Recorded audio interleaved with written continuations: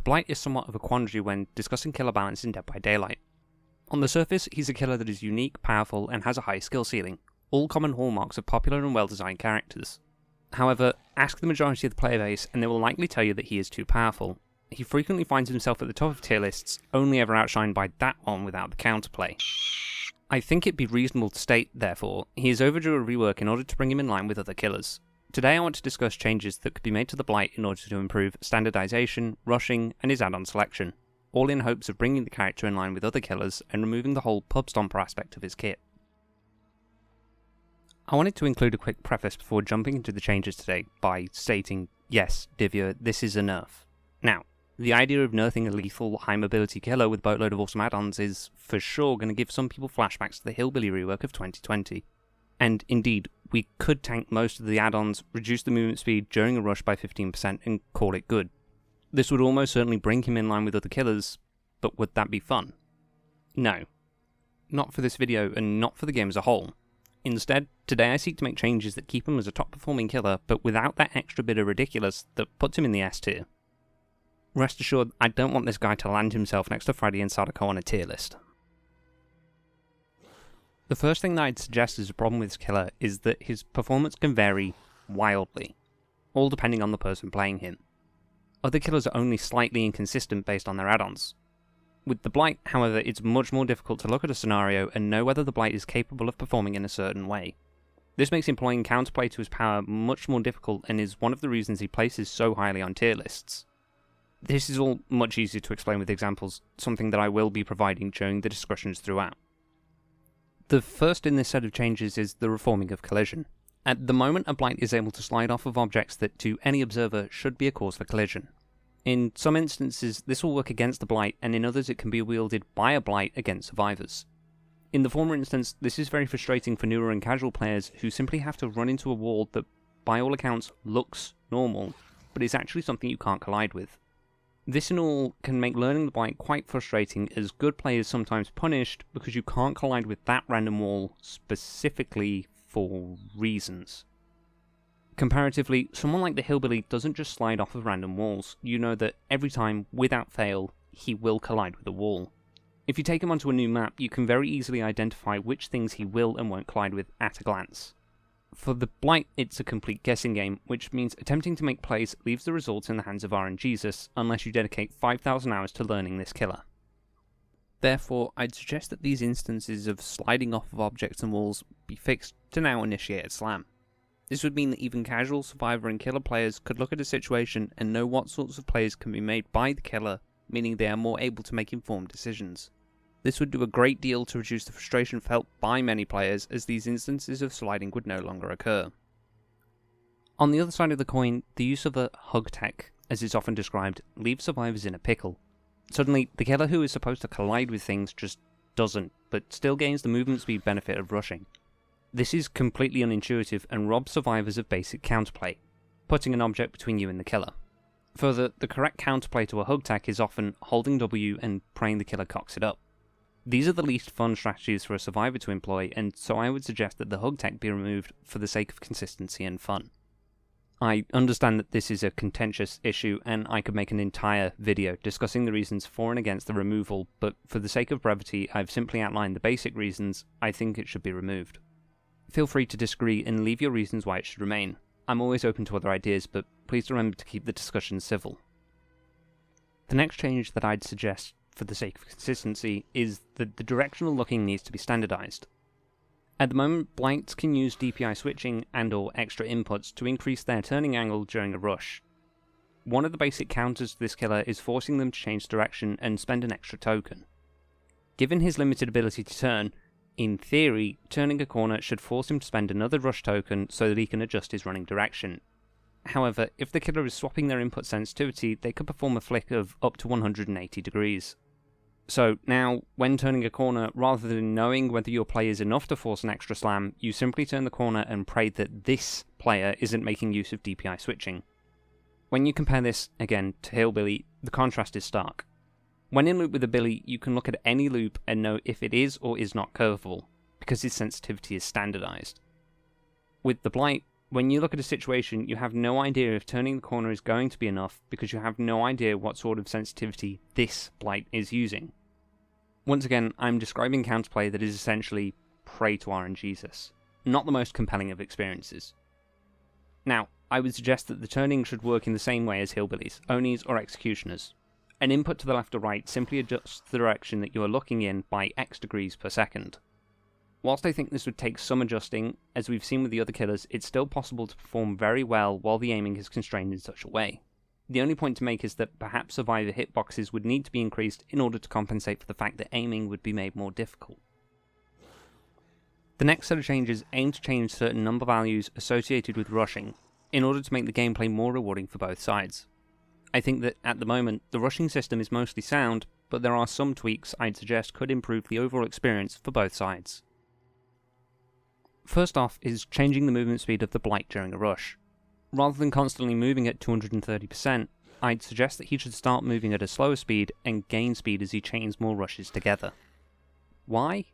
There are a couple of reasons. Firstly, activating his power doesn't have a charge time. Unlike most killers who need to spool up some timer before activating their power, the Blight can just rush at any moment. This gives survivors minimal time to react and can lead to some really frustrating experiences. By reducing the initial movement speed, survivors have at least some more time to react to the sudden rush when it's initiated. A common example of this is when the Blight breaks a pallet and immediately initiates a rush. At the moment, this play can often lead to guaranteed hits, as the survivor cannot hope to make it to another loop before the Blight catches up to them. By reducing the initial movement speed of the Blight, this would give survivors at least some more time and distance to play with. The next point is that if a Blight wants to use his power on some loops, at the moment there is a need for certain movement speed add-ons. By mimicking the effect of the blighted creatures somewhat, I hope to alleviate this need. In short, the last 3 rushes in a chain will have you moving at the current rush speed or faster. This system would put more pressure on a survivor towards the end of a set of rushes and grant the Blight the ability to use his power and chase more frequently. The next change is aimed at the post-rush fatigue system. At the moment, the numbers are pretty much standard: 3 seconds after a hit, 2.5 seconds after a miss. This system, whilst consistent, has a number of problems. First, the system isn't that rewarding for players that influence the token cost of rushing. Second is that the current system wouldn't gel very well with the proposed changes for the movement speed. Spending more tokens and attaining a higher rush speed wouldn't be met with more of a drawback, other than the increased token recharge time. In order to address these problems, I suggest that the duration of fatigue should be directly tied to the amount of tokens spent. Given that spending more tokens makes the Blight more oppressive in chase, the post-rush cost should be higher, similar to how the Cannibal works. This would mean that a Blight is more rewarded for spending less tokens during a rush, and conversely, a survivor is more rewarded for forcing him to spend more tokens. At the moment, forcing the Blight to spend more tokens doesn't really do much in a chase for the survivor. In those instances where you're guaranteed to get hit, being more rewarded for forcing a greater token spend, even if you get hit, would make for more rewarding gameplay on the survivor's side. Likewise, achieving a hit by spending less tokens will be more rewarding to Blight players now. The only issue I can immediately foresee is the last value presented. A 3.5 second fatigue duration is exactly in the middle of 3 and 4 seconds. For those who don't know or don't remember, the old Legion post-frenzy fatigue used to be 4 seconds. This time felt very cumbersome, and so it was reduced to 3 seconds. With this 3.5 second post-rush fatigue, I'm not sure if the 3.5 second duration will feel closer to the smooth 3 seconds or the painful 4. Finally, it's time to discuss add-ons. When most killers have problem add-ons, it's because they're useless. Some killers manage to have 1 or 2 problem add-ons that are instead too good, and they stick out like a sore thumb. Think Old Iridescent Head. The Blight is different because he doesn't have 1, 2, 3, or even he has like 6 or 7 insane add-ons. On top of an already superb power, this is just plainly dumb. Especially when some add-ons have effects like completely removing the power's cooldown. These sorts of add-ons need to be brought in line and act more as subtle buffs to his power rather than pub-stomping machines. All of this tends to overshadow, as well, the fact that he has some really bad add-ons and a whole bunch of repeating effects. In total, he needs a complete add-on rework, nerfing the strong add-ons, buffing the weak ones, and consolidating the effects of many current add-ons. Wonderful overview, Cameron, I hear you say, but surely no one would go through and actually make a hypothetical rework for each add-on. Would they? Thank God I'm allergic to social interactions. The first of the common add-ons is the Placebo Tablet. No longer is it a meme add-on, Instead, it simply increases the FOV during a rush, a nice quality of life for those who want it. Next, the Foxglove has received a slight buff. It now reduces the post-rush fatigue by half a second when you don't launch an attack. The Compound 7 has been completely reworked. Now it allows for the damaging of generators with a lethal rush break, and yes, this will activate all associated gen-kicking perks. The chipped monocle hasn't been touched, it's still a nice learning tool for beginner players. The first of the yellow add-ons is the Shredded Notes. It's been reworked to standardise the post-rush fatigue, similar to how the Blight currently works, a double-edged sword depending on how many tokens you spend during a rush. The Pustular Dust is another add-on that goes untouched. It's still an add-on useful mainly for newer players. Demoted to the uncommon category, Rose Tonic has been reworked into an add-on that simply provides some chase potential while you wait for your power to recharge. The Cankerthorn has been reworked to now reduce the time it takes to perform lethal rush break actions. This will take it from 2.5 seconds to 2.1 seconds, and yes, this will synergize with the Compound 7. The Blighted Rat has had its effect somewhat combined with the turn rate add-ons. Now it'll increase the turn rate by a small amount for each subsequent token spent during a rush. First of the green add-ons is the Umbra Salts. Now it refunds rush tokens when you perform lethal rush break actions, and yes, this too will synergize with Compound 7. Plague's Bile has been promoted to rare and been given a new effect more in line with her ability. Now a lethal rush that injures a survivor will inflict broken for 60 seconds, probably best applied to a hit and run build. The Compound 21 has been reworked from an information add-on to an information add-on. Now, though, it's more tracking oriented than chase oriented. The Blighted Crow has received a significant nerf. Given that its old effect is kind of base kit, the bonus it provides has been halved. The Adrenaline Vial has been streamlined so its effects no longer read like an essay. Now it simply provides an additional rush token. For those wondering, yes, spending a 6th token will increase movement speed by a further 5% and incur an additional 0.5 seconds of fatigue. Vigo's Journal has remained unaltered, it still simply provides stealth during a rush. The Summoning Stone has received a slight buff. The blocking effect now applies in a wider radius with the hopes of providing more opportunities for value. The Soul Chemical has had the effect of Compound 21 applied to it with some slight buffs given the increase in rarity. Useful for mind games in chase and with some tracking potential. The Alchemist Ring is probably the most infamous of Blight's add-ons. With the rework it has a similar effect but with more drawbacks. Now the killer can launch rushes without having recharged all tokens. In essence this will remove the cooldown in certain situations, but any rushes launched in this way have less potential given the reduced token amount and slower starting speed.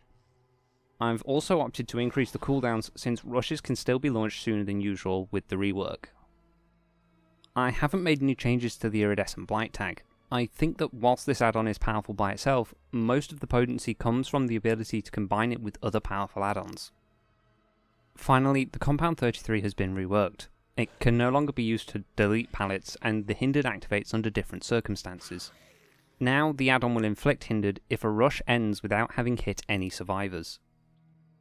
To summarise, a number of add-ons have been reworked in order to buff, nerf, or consolidate them as necessary. This killer already has a super power, and I think that his add-ons should provide more subtle buffs rather than making him unstoppable. Further, a series of new effects have been added to some add-ons for the sake of consolidation. I think with these new effects, the add-on selection will be far more varied and well balanced, with a number of synergies for players to try.